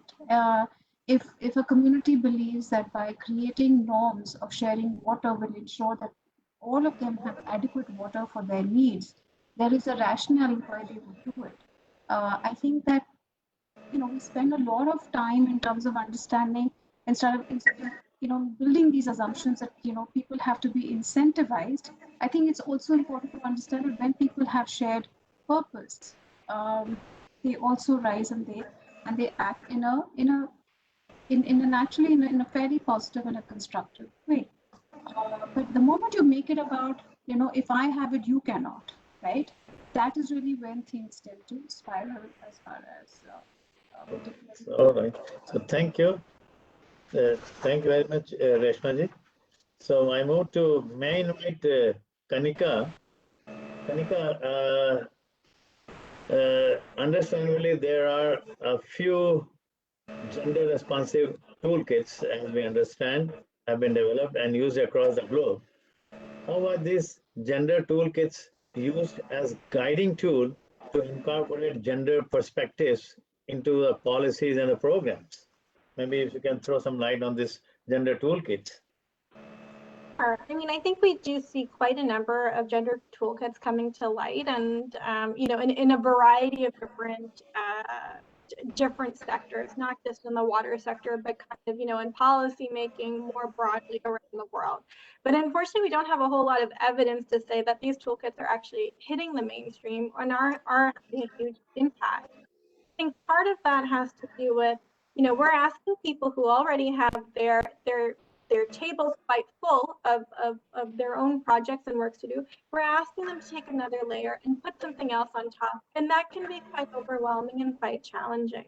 And so what I think what we need to do is that we need to have more dedicated resources and expertise that's needed to actually apply some of this toolkit research and these tools that actually needed to do the transformation that's required to better mainstream gender equality into our work. The UNDP Seaway Water Governance Facility actually did a report on gender mainstreaming and how gender perspectives are actually integrated into projects in 2016-2017. But they found that the most important factors in terms of how to get this knowledge into projects or actually get gender well featured in projects doesn't have to do with expertise or planning. It has primarily to do with leadership. And do you have a project leader or project manager who is also very committed to including gender responsive planning or budgeting or gender responsive indicators and outcomes in the project? Because it gets kind of sidelined a lot of the times when there is a resource constraint. So you have to have that leadership. And so I think what's most important to get these toolkits into play and to actually starting to use them is a renewed commitment from leaders, from our organizations, from policymakers, from project managers and practitioners themselves, that we believe in gender equality and that we see those benefits. And through that renewed leadership, we need to see, gender sensitivity training coming into play. It's not just about capacitating women and improving the skills of women. We need to improve the skills of men and women to recognize what are the benefits of engaging both men and women in the process. Or how do we look at a project and make sure that the benefits of that project equally benefit men and women? We need to have, more commitment for gender responsive planning and monitoring, and also do things such as affirmative hiring and affirmative engagement, where we decide that we will have a certain number of women engaged in things and do what's needed to make sure that that engagement is meaningful. It's not just about checking a box and saying a woman is there, but if we have engaged a woman, is she being appropriately engaged? Do the timings work for her? Is she capacitated? Have we created an environment that allows that to happen? And I think when we bring those toolkits together with that resource planning and with that commitment, we'll actually see them hitting the mainstream and making the impacts that they are intended. I'll leave it there. Thank you. Thanks a lot, Kanika, and taking us through the toolkits and how we can really get more into the gender sensitive training, monitoring, and planning. So yeah, that's really very, very important. And I think that should be the starting point. And so I next request Kalpana Ramesh. And Kalpana ji, what we would like to know is that, do you see urban women partake in raising issues and solving water related issues as part of the community and with the administration? Because since it is supposed to be that when you are in the urban area, perhaps you are much more aware and also bold enough to take it up with the district administration or the local administration.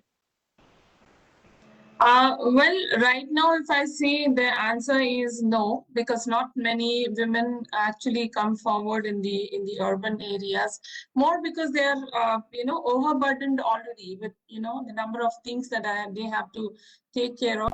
But when it comes to water management, I think training them at a local level and training them within their homes, like small water audit toolkits or something, which is the beginning of conservation. Once you understand what are your resources and how are you managing it, if they get small tools like water audit tools and stuff, where they can involve themselves and they see what's missing in action, and then they will try to fix the gap, will come forward and work with the communities or with the administration. So right now it's a long gap, because when I work with the government and other authorities too, there's a lot of follow-ups and there's a lot of time that it takes takes away from actual work on ground. So all such gaps needs to be addressed, and I really believe working in a in a local situation, as in, take a certain small micro watershed, and I'm trying to improve the entire micro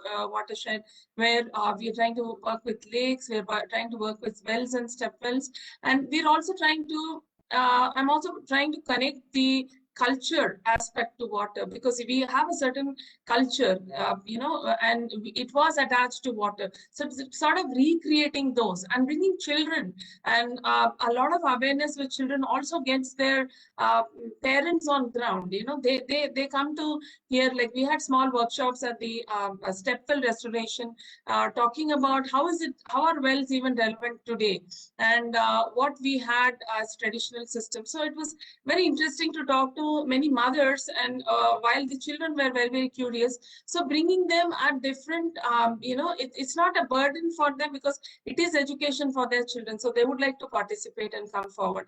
And we've done several boot camps to bring young young students who just finished graduation or who are looking for jobs, they bringing them together and giving them these tools and leadership skills, where they start looking at water conservation also as an opportunity today.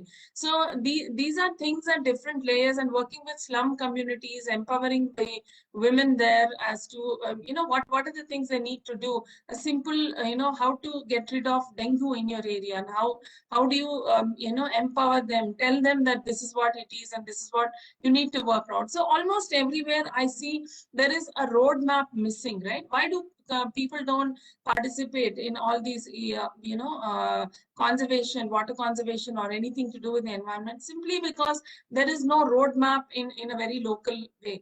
So this is what we are trying to create those roadmaps and see how we can get women in the forefront. And once they see results and success stories, there will be a lot of women.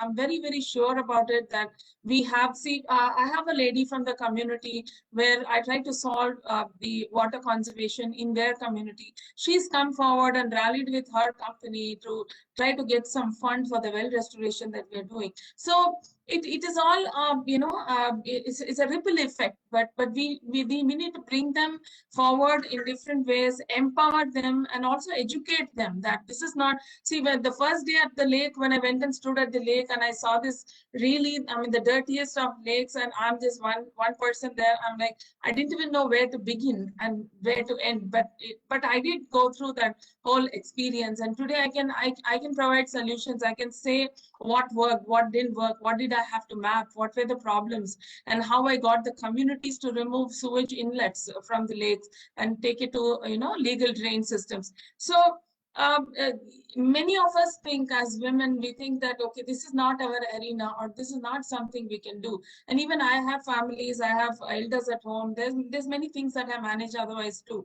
But how do I manage these things is mostly passion driving it, and I'm seeing results on ground. When I see results on ground, I feel that this should be replicated, this should be taken forward. So I work with smaller micro watersheds so that I can establish that connect with people first. When I establish that connect, that's when I think we can, that empowerment, awareness, that participation naturally happens. And okay.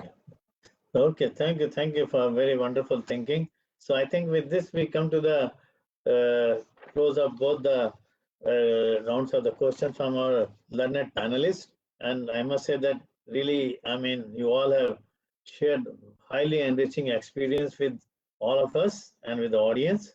And now I think Panchali, you are going to help me in conducting this open discussion, and there are already few questions in the chat box. So Panchali, can you walk us through those and very briefly? Yes, I think some of the comments that they had put in the chat has already been answered, and I'm not sure of how much time we have really to cover each of the points. Yeah, that I think Swam has to tell us that whether some we can take time. Is there any time, or maybe otherwise, if some of them which are not covered, maybe we can communicate to them later on in writing. So over to you. Yes. Swam. Yes, thank you. I think, like Panchali mentioned, some of these have already been spoken about. We've discussed on the, the burden of the unpaid care work on women, and then you're making them, an added burden of women leadership and all. So that's been answered, I think, and the technology bit is answered. But Panchali, do you see anything that we have missed? And we can take that up in 2 minutes, I think. A quick reflection wouldn't harm. Yes, I think there was something on, I mean, the technology one, like you said, was mentioned quite well, but something that was talked about in terms of burden, and it is often seen in irrigation water management, which was discussed largely in the panel discussion, that it is not just the burden, but also sometimes the timing of taking care of children, and also engaging with a lot of these water user groups and committees require a lot of dedicated timing. So having multiple water user groups in a village, and sometimes there are like different parallel activities from different development organizations, donors, which are also, there is the question around sustainability. So that is also something I would like to raise to the panel, if what kind of partnerships and collaborations that different organizations needs to make in a grassroots level, so there are no parallel water committees or self-help groups that are formed that puts a lot of burden on women at the grassroots level. So that is what had come to my mind when it was talked about the burden. So I would really stress on the partnerships among different organizations, because the objective of all these organizations are kind of towards the same goals that we are trying to reach. So I think that is a very crucial point that I would like to just throw it to the panel. And also, Panchali, as you very rightly mentioned, that what is happening, that they are at the village level. There are a number of groups coming together. There are every scheme having a number of different groups. So how best we can try and converge them or streamline them.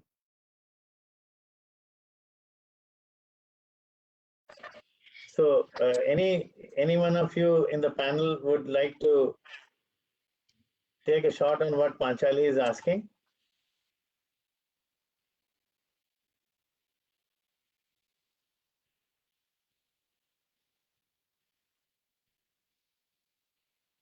Well, I think so. What we will do is that because of the paucity of time, let's see that Panchali, what you mentioned. Yes, I do understand that when we are working in a village or in a watershed or in a particular area, sometimes there are a plethora of groups which are operating, and maybe sometimes with the overlapping objectives. And of course, that is really a challenge. Sometimes it becomes that the same set of people have to be there in various groups, and how best we can try and see that kind of bring more synergy or convergence across that. And that, of course, is a challenging thing, but of course, it does happen also, but yes, not necessarily across the board.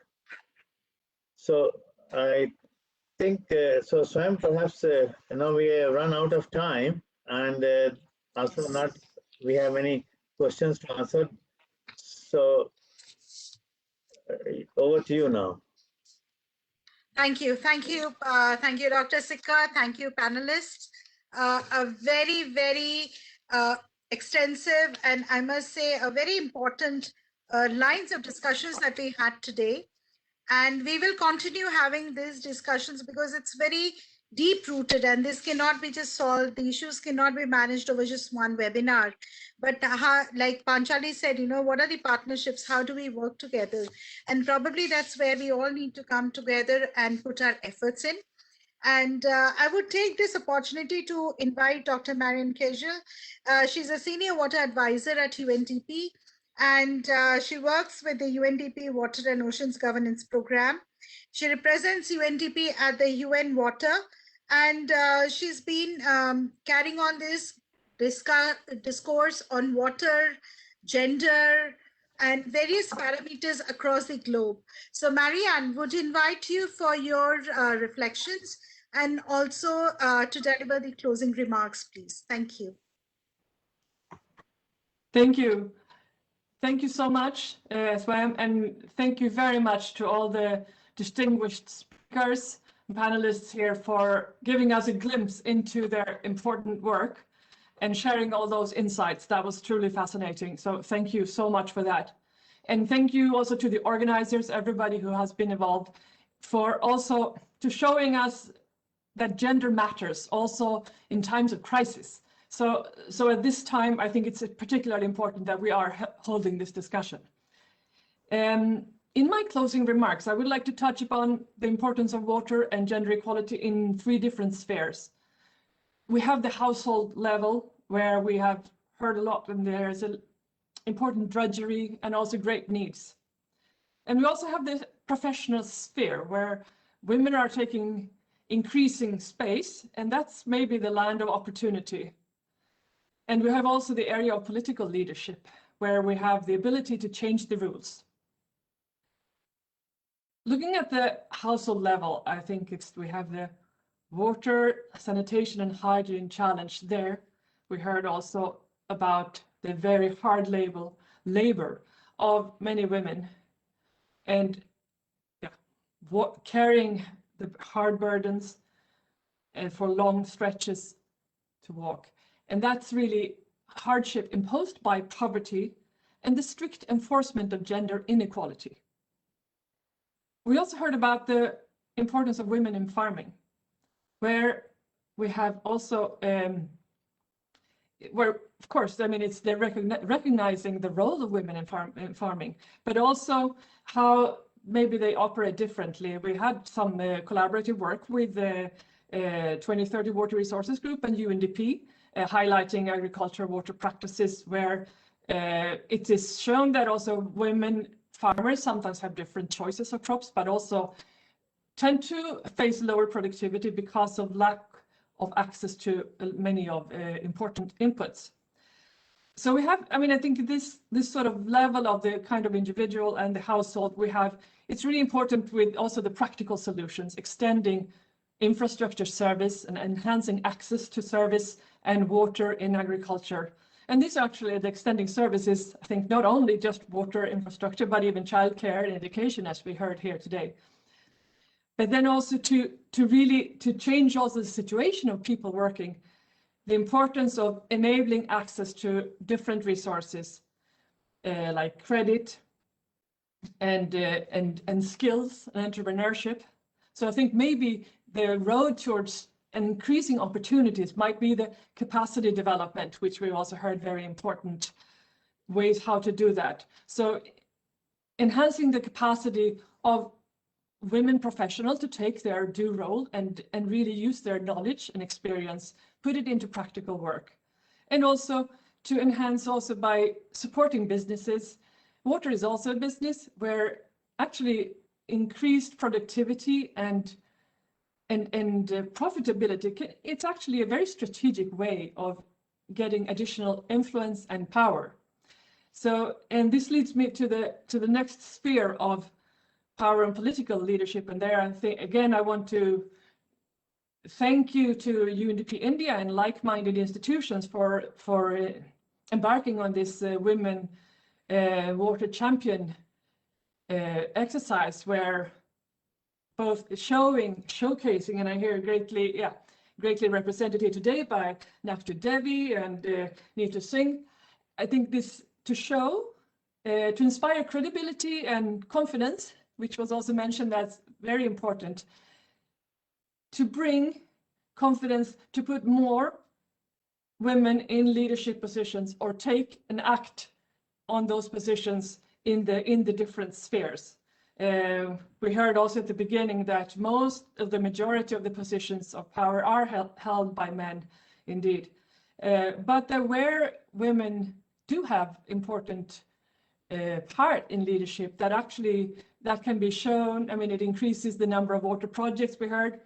Also that in other areas we've seen that a mix of people in leadership positions, like breaking up of two close-knit networks, are really helpful for increasing governance efficiency.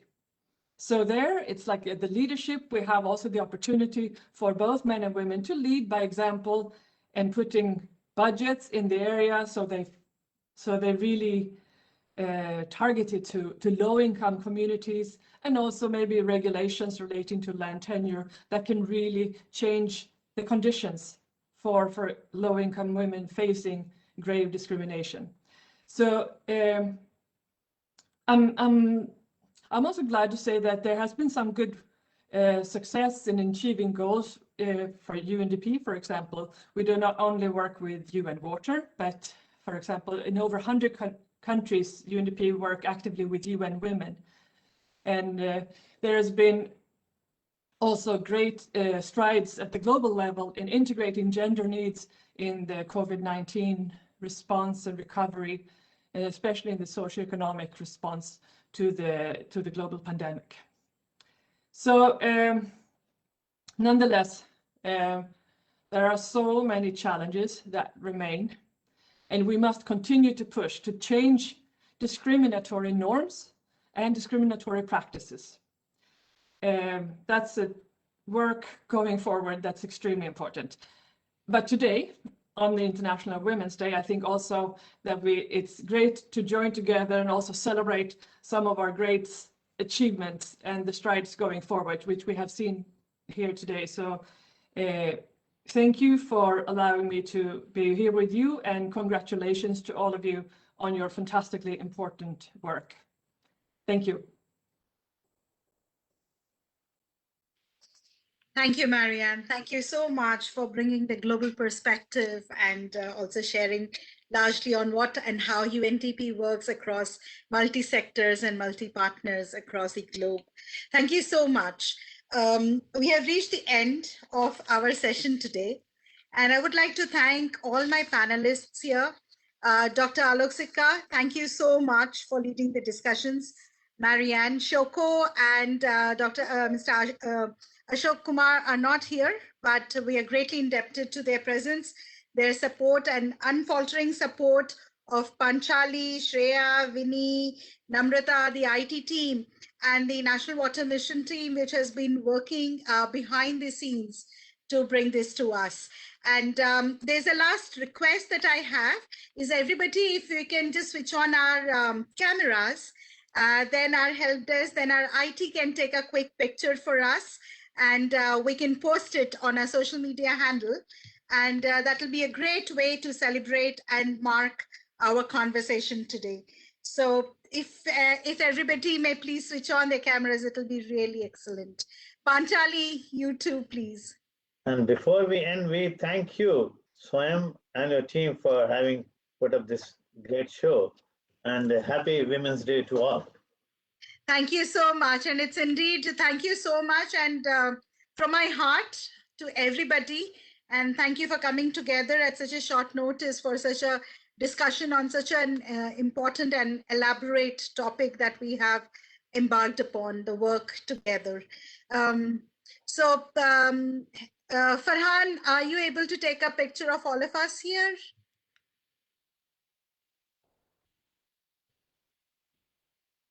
Yeah, yes, I've taken the picture. Thank you. Thank you so much. Okay, And, thank you. Thank you so much, Naktu Devi. Thank you so much. आप आए, बहुत अच्छा रहा. आप सभी के लिए नमस्कार.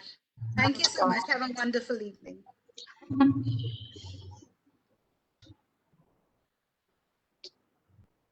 ठीक है.